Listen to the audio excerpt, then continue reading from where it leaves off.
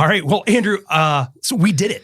We did it. Our first live recorded podcast. We had our first live, and I thought it was so much fun. It was absolutely an absolute blast. And hopefully we'll be able to do this a lot more often. I think that's the hope. There's something about the vibe and the energy in the room when you've got a live audience there. And to be honest, too, as when you're recording a podcast, when we're in our studio, we have the luxuries of taking our time, and right. And also indulging in all the wild sort of rabbit holes we go down. But when you're live, there is a pressure to keep it much more focused. You've got one eye on the audience, and you're sort of watching them. Well, they weren't drifting off, but you can imagine them drifting off. So you've got to sort of pull them back. Yeah. Or you have that sort of nagging sort of doubt in your back of your mind, like, is this working? Are they really getting here? it? Right. We don't get the luxury of waiting for downloads or people on social media to be like, that was a great episode. It's happening in front of your face, in front of you. Real-time feedback. But it was absolutely a blast. It really was, yes. Ton of fun. And also, again, one of the things that's I feel like such a wonderful privilege being here at ASU is we get to have colleagues and experience places like the Thunderbird, right? As a beautiful building, the pub, wonderful location for us to record from. Yep. Absolutely amazing. And I think we should also take an intentional pause here to specifically give a massive thank you and plug for our dear friend and newly this year appointed Thunderbird School of Global Management Director General and Dean, Charla Griffey Brown, because without her, we would never this wouldn't have happened. So thank you, Charla. So thank you. Yes, Charla, thank you so much for this, for making all of this possible and being so warm and welcoming for us to come there. It's really cool to have this kind of an experience. So we should probably tell everybody what Thunderbird is and what the pub is. You probably got people scratching their heads thinking, university, pub, there's something wrong here. Oh yeah, there's a rich history. I have some of it, but we can save a little bit of that for our listeners to go look at some of this stuff, because it is a long history of Thunderbird. I believe, and I'm going to go off the cuff here, which is always a smart idea, right? Charles will no longer be our friend after this if you get it wrong. But essentially, starting sort of training U.S. airmen in preparation for World War II and things like that. And so it has its origins out here in the West, and there's a lot of tie-ins sort of post-war with the Hollywood movie scene, filming lots of things out here. So a real rich history. Yeah. And then, of course, you bring it right up to date. And there's such an emphasis and focus on technology and society and business in the future within Thunderbird now, which is one of the reasons why we were so thrilled to record there. Yeah. And I'll note, too, one of the things, if you ever have a chance to be in the building, for example, that's in downtown, it's part of the downtown ASU presence in Phoenix, yes.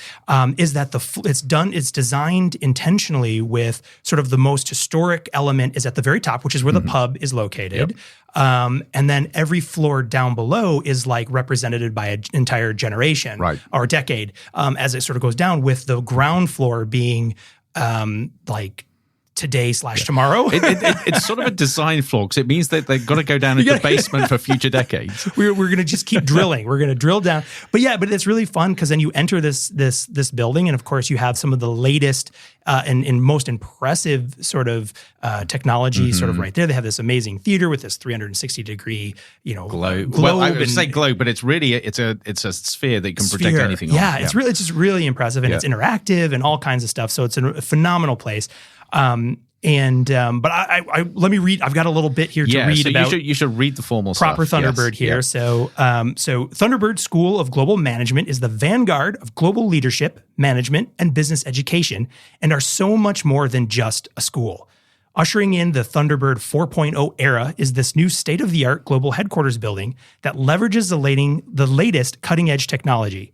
Thunderbird's global footprint has also grown over the years as well, with operations now in Geneva, Dubai, Tokyo, Seoul, Nairobi, Jakarta, and more. So you know where the next roadshow is going to be. I think we need to take Modum Futura on tour. Yep. We'll hit all those locations. I think that'll be a good idea. Anybody wants to fund us? Just saying. That's right. And Thunderbird's Center of Excellence regional offices ensure that the school is now the world's first truly global multinational business school, committed to training the next generation of global leaders. Yeah. And I think, this other bit here, I can read this last little segment here. As the world continues innovating and technology changes the way we live and work, Thunderbird is developing nimble, ethical, global leaders who can seize opportunities to create sustainable prosperity worldwide. Which is fantastic. And I think, if you read those and you've heard our, when we talk about what we do, there's a natural synergy with that and why it feels so comfortable to be in that space as well. Yep. Clearly this is an entire unit that is in many ways devoted to the same things that we've been talking about through Modum Futura, that this is exactly what we need, is a new generation of young professionals that are prepared to handle the uncertainty and the complexities of tomorrow in a way that today maybe not suited. Right. So. Within a framework of a changing social and geopolitical environment as well, which is so important. You can't just focus on the technology. You've got to focus on everything together, which is what they're doing. Yep, absolutely. And so if you're listening to this and you're curious, you can discover more about Thunderbird specifically at thunderbird.asu.edu. So we'll cut here and we'll more from the Thunderbird pub on our live performance? Podcast performance? Podcast conversation. Podcast conversation. Yes. So more from the pub when we return. See you there. Initializing waveform. Modulating signals for transmission. Exploring the possible, probable, and preferable futures. Welcome to Modum Futura.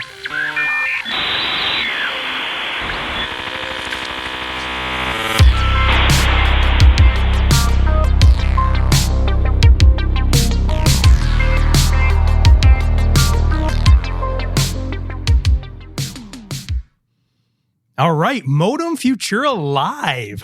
This is a first for sure. I'm so excited. We're actually broadcasting today live from the Thunderbird School of Global Management in downtown Phoenix, Arizona, from the rooftop pub, which is an incredible location. And I feel like I was just chatting with somebody yesterday. I was Charla, and she mentioned that the pub is also top dog because apparently they've just won a hot dog contest. Like a culinary. So I don't know. And Charla is the dean of Thunderbird. Yes, Charla is the dean. So I'll have to be curious if there's a plant-based version of the hot dog, then I can try it. Right. Yes. Otherwise, I'll have to take vegan plant-based. That's right. I'll play that annoying vegan person card, but somebody else will have to. But anyway, thrilled to be here. We're doing a live show, which is always fun and exciting. I think it's going to force us to be tight. It is. I think we have to be tight today. Otherwise, the pubs are going to kick us out if we start going too long. I'm one of your co-hosts, Sean Leahy, and I'm joined by the co-host extraordinaire. Don't say that, Andrew Maynard. And that means this is Modum Futura, the show that explores and examines and even invents possible, probable, and preferable futures, asking deep questions like, what will it mean to be human in the future? And so for today, Andrew, I thought we could talk about exploring digital realities. Yes. Kind of posing this question, should we build simulated worlds? Right. So kind of running with this kind of loose theme around digital and virtual worlds and how we see ourselves sort of interacting. Sure. And how they pull us in and sort of where that sort of boundary lies between reality and sort of simulation and digital, whatever. Absolutely. Yes. And we've had, we've previous episode we had with the simulation hypothesis with our friend Riz on the show. So different from that, we're not talking about are we today living in a simulated reality, but thinking about more the relationship as we see it today and moving into the future. What does this mean with creating digital and simulated realities? And I should check sort of what is in your head when you think of a sort of digital simulation and digital reality. I've even got it written down. Oh, wow. You came prepared for this.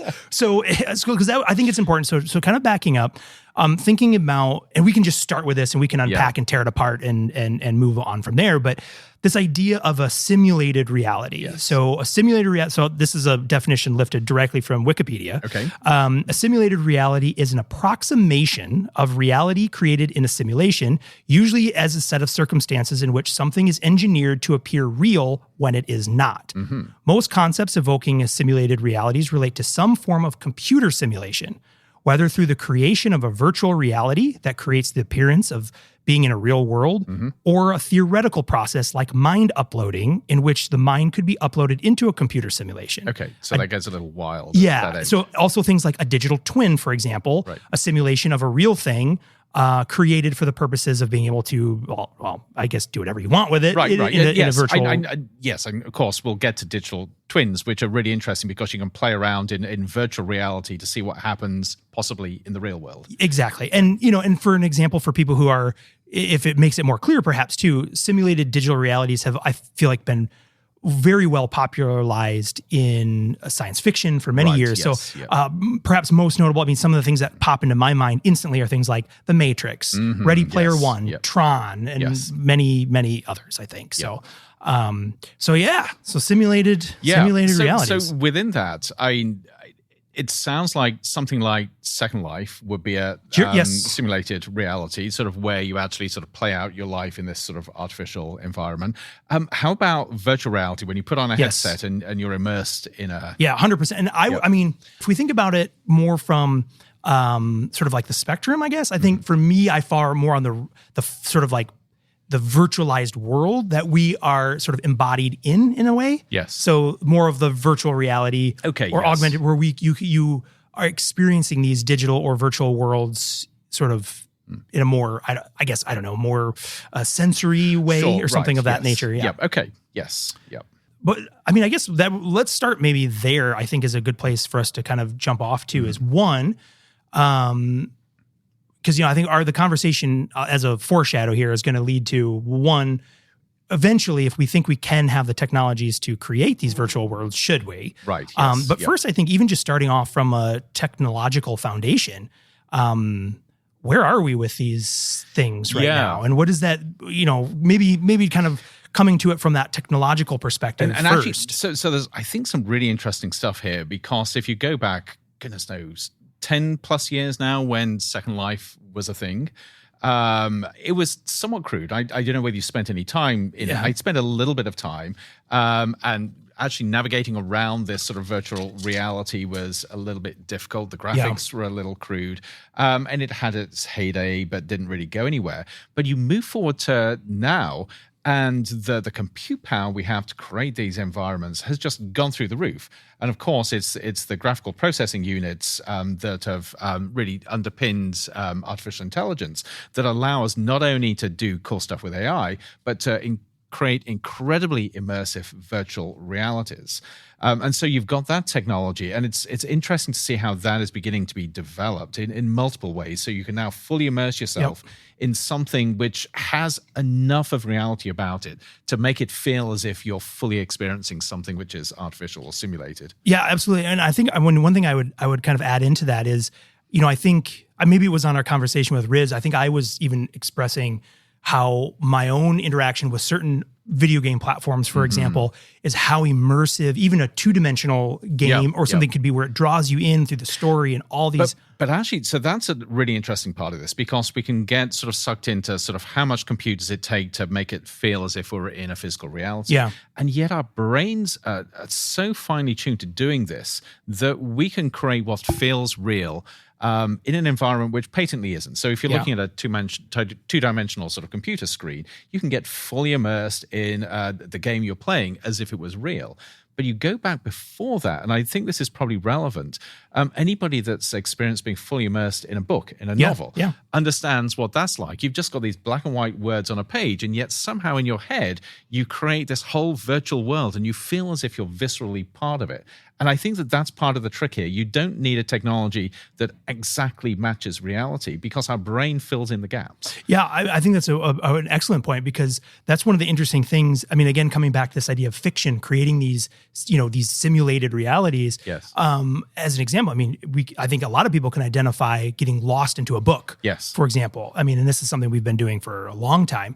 But it is interesting with some of the new technologies too, of taking it that step further, of really being able to be immersed in this virtual world. So again, thinking like full virtual reality. So, MetaQuest, these types of, Apple Vision Pro kind of headsets that allow you to have an entire digital world behind you. And now, of course, adding in a lot of that advanced compute with things like artificial intelligence, machine learning, being able to build these virtual worlds sort of on demand or on the fly. That's right, which of course is, this is now the cutting edge of AI, where you can actually get an AI to create the world on demand just in the space you're in. So it's a little bit like how our eyes work. Where your eye, you may think you're seeing everything, but really you're only seeing the thing right in front of you in high definition. And the brain is really constructing that. You've now got AI world building systems that just build this incredibly intricate, detailed world just around where you are. Nothing else exists out of that. But as you move through it, it creates it on demand wherever you're going. Yeah. Which is a quite incredible concept. So you don't need to sort of build the whole thing. Yeah. I do wonder though, just going down that frame of virtual reality of when, for example, when the hardware will sort of meet the expectations. Because right now, if you have experience during virtual reality or things, it's akin to strapping a toaster to the front of your head, as you're doing one of these things. I look really cool in my Apple Vision Pro, we have forget about the headache. I feel like we have pictures of each other walking down the street in Apple Vision Pros, but I think there's this vision of the future, especially when it comes to like augmented reality, for example, that these would be in objects as sort of everyday as eyeglasses or something unobtrusive. Because I do question if the technology is not able to get there with compute and battery power and screen technologies in a way that would be small enough to fit in, for example, in a pair of like large looking normal iframes, that it will ever have sort of like a mainstream ability, and whether that even matters. Yeah, and I think this is something I grapple with a lot. So there's clearly a push at the moment to develop these technologies which allow us to have fully immersive experiences. We know that the bulky headsets don't work for most people. So now people are trying to say, can you just put it into a pair of glasses? And there's been progress there. So Meta is working on VR or AR glasses, but I'm not sure you can get the sort of fidelity you need with them to really have the immersive experience. And then you have companies working on contact lenses.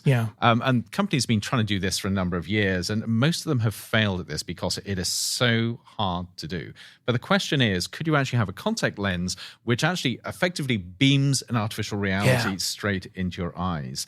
And if we could do that, could we get the fidelity we need to make you feel as if you're fully immersed? Or would it still feel artificial? And would it just be so disconcerting that nobody is really comfortable with this? I think personally, one of the things it's on my wish list. It's almost that time of year. My wish list would be to have some sort of like retinal projection, a system that can have this augmented layer to it, but presenting it to me in a way that's not intrusive, so no surgery. You mean so you can look around the room that we're in now, and I can look little labels appear in front on top of everybody saying sort of who they are, what they're doing, how well they've rated Modum Futura on Apple Podcasts. Know who our friends really are. That's right. Yes. But that I always think about that because I even had that thought. Years ago, I remember being in an airplane, just looking, gazing out the window, and being like, where are we, and what is that down there? But let me ask you this. So this is a really attractive idea, and it's a very sci-fi idea. The idea that you can just sort of dial up sort of anything to give you information about what you're looking at. Do you really think people would go for that? Would you go for it? I know you've just said it's on your wish list. It's on your wish list. Do you really think that you would actually sort of embrace this technology where sort of everything came with a digital overlay? If everything came with it, I think it would be like sensory overload. Right. And eventually, and with a lot of these things, right, I think again, knowing the cycle and the hype with all these things, it would be an exciting promise. And then in actuality, how well would it really work? Right. Yes, or if it's giving you, okay information or wrong information, right, yeah. Like that's a new social faux pas. And there are two parts to this. Sort of one is just the tech overload part. And I think back to sort of every piece of technology over the last 20 or 30 years that I bought thinking this is the coolest thing ever. And I've desperately tried to incorporate it into my life and then breathed a sigh of relief when I finally decided no, this isn't for me. And it goes all the way back to the Apple Newton. This will age me. Yes, sort of one of these first pads that you sort of wrote on it, recognize your handwriting. I thought it was wonderful. Yep. but it was such a pain to use. And then you had the Palm Pilot afterwards that everybody was trying to use, but such a pain. Yep. And I wonder how many of these things just really we don't need and we don't want. We're just sort of enamored with them. But then the other thing is the privacy thing. So going back to those contact lenses, do we really want to live in a world where somebody can look at you and all your sort of information sort of comes up, everything about you? Yeah. Or does that trigger sort of like the cat and mouse of then I have to wear a certain pattern shirt that disrupts your AR glasses so that you can't see anything. We have scrambles my face on your anti-simulated reality sort of activist groups, which actually also appears in science fiction. The idea of sort of, can you buy a mask that goes over your face so that you do not appear in somebody else's simulated reality? And I feel like I've even seen some. I think you can buy some right now that are intentionally designed to confuse facial recognition systems, right? Yes. So I think from a technology, and I will just want to add into that. I think, like you, Andrew, I have a box or even a shelf or even larger, a room full of old tech. Right. I didn't have a Newton. I did have a compact PDA with a stylus. I thought it was the coolest kid on campus for a while. But the same thing, but without Wi-Fi. So you do this thing and then go home and sync it with your desktop. I remember those days. Yes. Such a long way we've come. But so, I mean, I think if we move away from, let's just make the assumption that within a short period of time, so let's say 10 years, 15, we can play in that space. The technology required to create some of these more truly simulated environments. So again, thinking back to maybe some of the more wild ideas of being able to upload a mind to a simulated reality or something of that nature. Why would we do this? Right. Why would we create? Because it's cool, Sean. I mean, are we in some capacity? Is it just inevitable? Are we just compelled to build these systems? Assuming that so I would start off by saying I'm a skeptic. I don't think we'll ever reach that point. We may do, because technically it's possible. If you think of our brain as just an incredibly massive convoluted series of connections and electrical signals, why couldn't you build it into something? Apart from the fact that the level of complexity there is so deep and the architecture is so alien to, say, a digital architecture, I can't see us being able to do it. But we can speculate about hypothetically if we could or do something. And actually, having said we can't do it, of course, there's research now where I think it's a fruit fly brain. They've actually managed to map out every neuron and every connection. Neuron of it, right? So they can now simulate a fruit fly in sort of virtual reality. So talk about simulated realities. This poor digital fruit fly believes it's living in this sort of digital universe. Well, hopefully it's having a great, whoever's programming it, hopefully they're having it. It's a fruit fly heaven. Fruit fly heaven. Yeah. Well, even if we dial it back to, let's say, more of just, I'll go back to one of those sci-fi examples, for example, but like, let's pick up like Ready Player One type thing, where you know that you're entering a simulated world. So you enter through some advanced headset or full body, haptic immersion thing or something. But you're transported into a virtual world for a time being.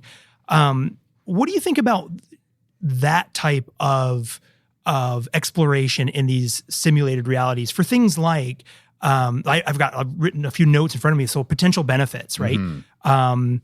Pure exploration, like getting to try that idea of avatar, like getting to try out being something different than what you are. So that's a really interesting one. I was actually going to go along the lines of experiencing environments that you want to experience. But even experiencing something you're not. I had an experience several years ago now at an exhibit with a fairly early virtual reality system with the full haptics on, where you, for about 20 minutes, went through the process of being a seed and a tree. That's not where I thought you were going to go with that. No, totally non-human. But it was fascinating because through this whole experience, you started off as a seed and then you began to germinate and grow, so you could sort of see sort of the soil above you and the sort of crack of light as you went up through it, and you sort of grew up into this tree and experienced the environment around it. So they had the full thing, not only with the haptics, but with sort of rain and wind and everything. And then at the end of it, there was a forest fire and you burned down. Oh, no. But by the time you burnt, you were so invested in this tree that it actually felt quite visceral and emotional. So yes, it was an environment where you could experience something that is beyond the human ken, if you like. Yeah. Oh, that's wild. Well, because that would, I mean, I still think too, I had a trip, this was years ago, to Pompeii, for example. And, you can see, if you've had the privilege to go to any ruin or ancient site too, of being able like, what in a totally digital or simulated world, could you bring that back to life? And try to see things and experience like a day in a life of, fill in the blank for what that might have been. So then here's a question for you on this. Do you think that if we could do that, and I'm really intrigued with this idea of being able to put people in places that they wouldn't normally be able to get virtually. So this is the simulated reality. Do you feel that ultimately that will be an adequate substitute for reality? So people will prefer to go into the digital environment rather than experience it firsthand? Or do you think there will always be something special about that firsthand experience? Well, I mean, that's a good question. And I think I have a sad answer to that. And I think it's going to depend on what happens in the real world in some ways, because that was one of the other pieces is as a sort of one of the sort of reasons why to build these simulator is as an escape. Right. For things not being so great in the first how do we say it, the real world? Put air quotes on it. So if you're living in impoverished environments, apart from the fact I'm not quite sure how you get such a fancy sort of system if you are, but hypothetically if you are, it gives you an escape from sort of the life you're living. And I do think there's an interesting tension. So assuming again the technology is there where these things are somewhat ubiquitous or easily affordable, easily obtainable. And again, if you go back to like Ready Player One, it was sort of like everybody had a basic version of a headset. Right, I mean, it was I think, if I remember the story correctly, it was sort of like for school, you got these headsets because that's how kids went to school was through these headsets. And that's another one. It's like through these environments, these virtualized environments, being able to control them in a way that's safe, convenient. Okay, but that opens a whole new can of worms. So now we've got this idea that you can experience things that you wouldn't experience in real life, whether that's escapism or whether it's experiencing something that you would never be able to get to, or maybe something that doesn't exist anymore. But then the question of who controls that environment. So it's nice thinking that you've got a safe environment, so your kids go in it, you know that they're going to be safe and secure, but who's making those decisions as to what the environment's like? What happens if you've got the environment police, a little bit like we have with generative AI now, where they put guardrails out where you can only experience certain things in a certain way. So maybe you have environments where everything is sweetness and light. I mean, it's the perfect world that you're going into. Is that actually appropriate? Yeah, well, and that raises a lot of really good questions, because I think that also kind of bridges us into our sort of third segment here of this episode. Is around those ethical, social, and philosophical questions, because also if you put people in that safe, cocooned environment, are you also robbing them in some ways of lived life experiences, right? Yes.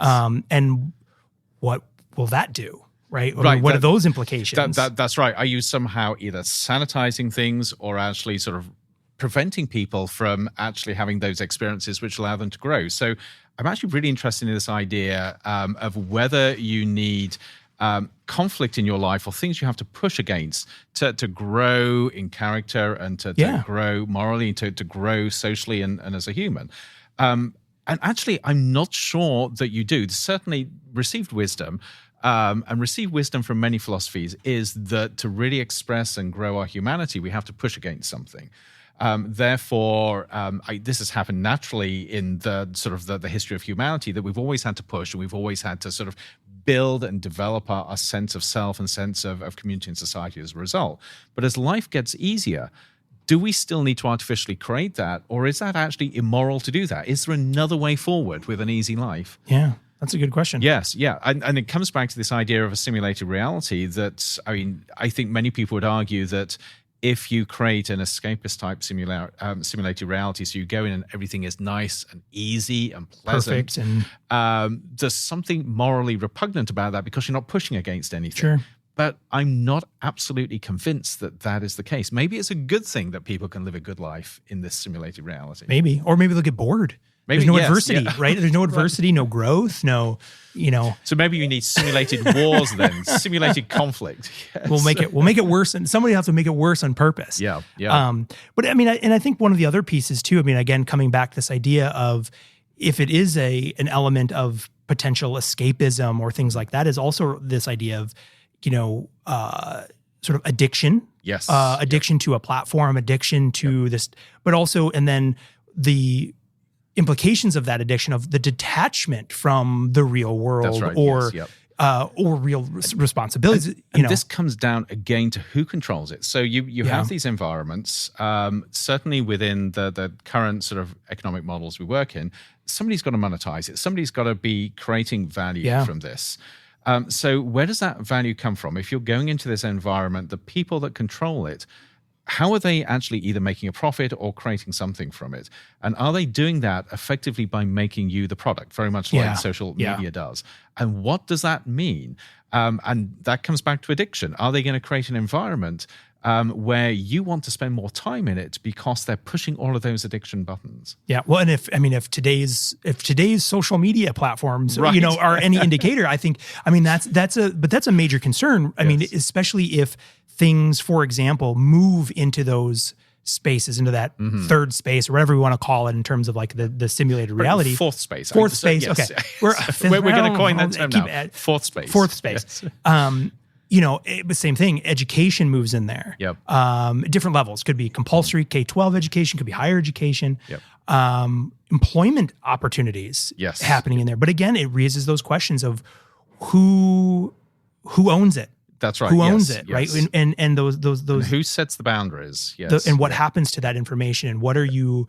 And again, if you think about some of these examples too, I mean, it's full biometric data as well, so that the system, this virtualized or simulated world, can respond to you in a more realistic way. But then again, what happens with all that? Yeah, that's right. Yes. Yep. Yeah, absolutely. It's quite interesting. It is. Though I'm also sort of thinking on the other side. So I think there are a huge number of ethical issues around this, especially around ownership and control. On the other hand, and I was going to bring this example up as something that bothered me, but then it flipped. So imagine that learning environment. So you now go to school, you go to your class in a virtual environment. And think about diversity to start with. So if you wanted a diverse environment, you can make sure that everybody's avatars give you a fully sort of diverse community. So first question I had when I was thinking about this was, is that ethical? If you say you've got a class full of white kids and somebody decides that's not appropriate, so they begin to change their avatars so it looks like a sort of diverse group, you're falsely representing reality. Is that good or is that bad? I think it's probably bad, but you can see somebody being tempted to do it. Yeah. But then I flipped and thought, what if every one of these children can be the person they internally see themselves as being? Not only as a human, but this is going to sound 6-foot orc. Well, I was going to say this is going to something. sound wild. What if you wanted to be a bush in your class? I mean, a flaming bush? How liberating? Yes. So I'm not quite sure whether that's liberating or incredibly frustrating for the teacher. But. Sure. Or I mean, there's no secret on this podcast. I've let the cat out of the D20 out of the bag, or any Dungeons and Dragons character that you could, the fantasy could build. I can see that sort of future where you're wandering into this class and every child is different in their own particular way. Some big fuzzy monster creature or a real looking person. But then coming back to sort of value creation or monetization, is there a way that a company can actually make money from something like this in a responsible and ethical way? So there's actually co-creation of value. Sort of the company gets value out of it because people want to be in the environment. They're paying for it. They're paying for it. They're experiencing it. But the people in it also get value as well. So it's a two-way relationship in terms of value creation. Yeah. Yeah, or even potentially running a currency of some sort. I mean, Right. I think Now you you're brought getting up back to Second Life I was going to say with- you brought up with- Second yes, Life, yes, earlier, and that's a good example of something that had its own economy, basically. Right, Like on yes, the, where you would spend, and a lot of games do this now too, where you spend real money to get game money, and then dealing with all that stuff. But kind of bringing us full circle Yep. to this idea of simulated world. I did want to bring up a couple interesting pieces because one of the, again, kind of going back to this idea of, is it inevitable that we create these simulated worlds? And again, going back to our conversation with Riz about the simulation hypothesis, one thing would state that if we can build some world that is so perfectly simulated that we wouldn't be able to tell, that kind of says maybe we already live in a simulation already. Yeah. Again, great conversation and podcast, and I recommend you go back and listen to that. Yep.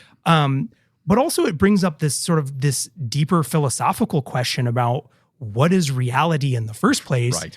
And I mean, to some extent, I mean, this is something that I'm always sort of picking at and interested in, is this idea that, how are we individually perceiving the world around us? Is this idea of sort of idealism or constructivism where our brains are building the reality around us based on our sensors and not sensors, but this stimulation that we're getting from our senses. Yes.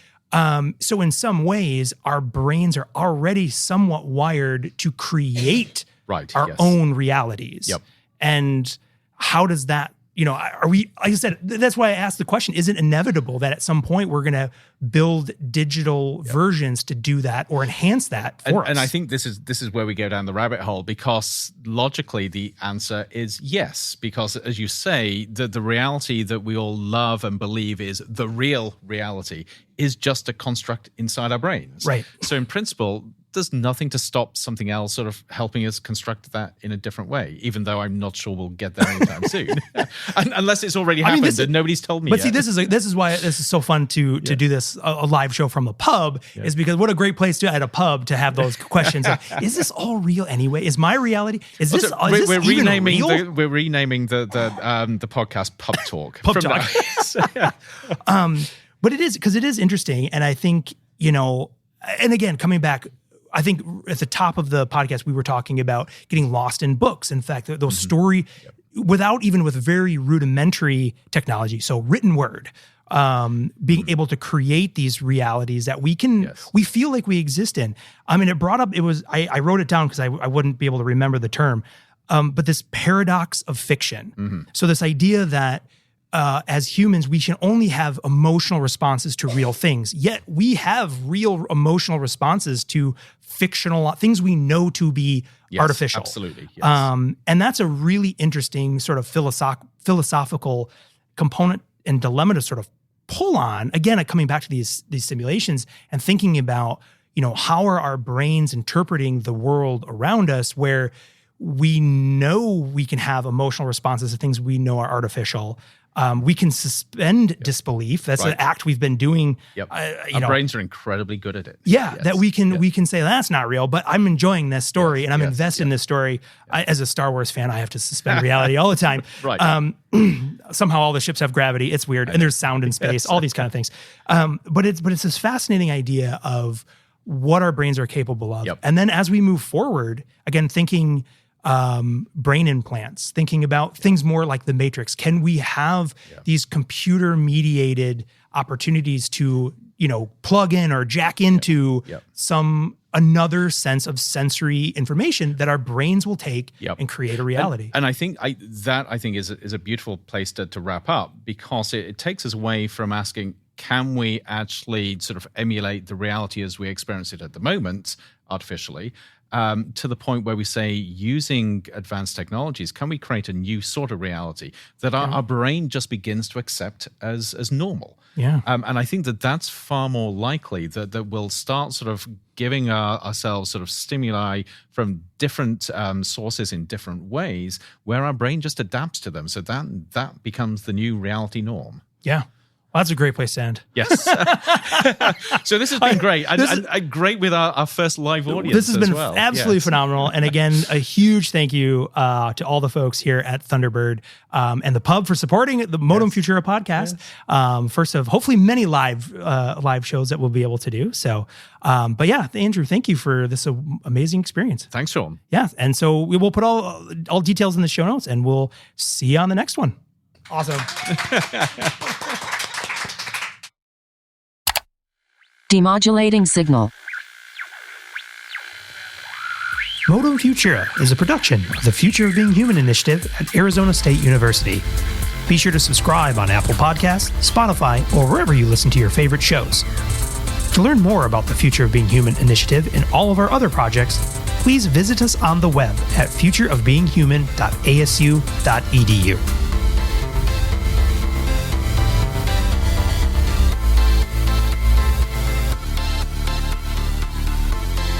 End transmission.